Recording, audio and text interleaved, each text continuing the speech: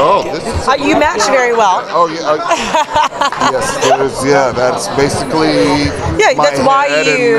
Yeah, that's why you wore the red pocket square. You knew that you were coming to have this. Exactly. You've had such an amazing comedic career, and what is it that really draws you to a script? Because we are celebrating writers. What is it that you're like, this is what I need to work on? This is what draws me in.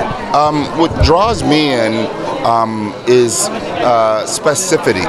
Specificity. Yes, easy for me to say. But when something is really clear and has a really clear point of view from the writer,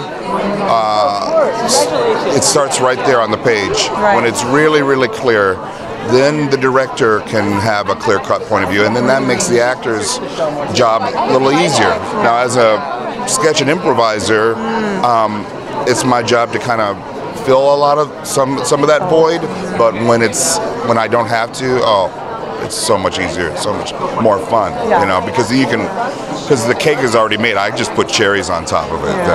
Well, have you noticed, obviously there's a huge shift in Hollywood with what we're talking about, the art that we're creating. Have you actually seen the shift, and when did that shift actually start on your end as an actor and a performer, where you're like, oh, now we're talking about these intense topics, now we're being more politically correct? Has there been did you visibly see that? Well, what I've seen is the writing now has gotten so good. It's especially for television.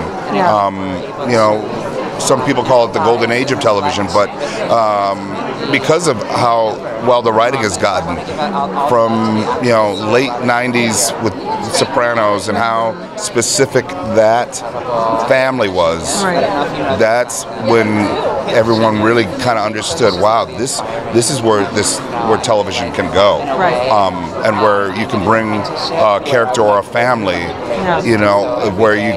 where you wouldn't have that in a film, where an hour and a half wouldn't do it justice.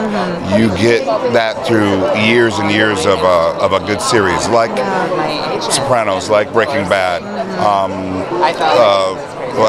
There's so many great series now, and even now with comedy, how we're marrying comedy and drama a little bit now, and I've seen that shift through the last 10, 12 years. It's really gotten to be extremely good, and to be on a show like Speechless, where we can delve into very specific issues, specifically inclusivity and disability, we are able to really make it universal, and I think that's why a lot of people love that show. What is the most interesting or provocative thing that you think that really deserves the recognition during this award season?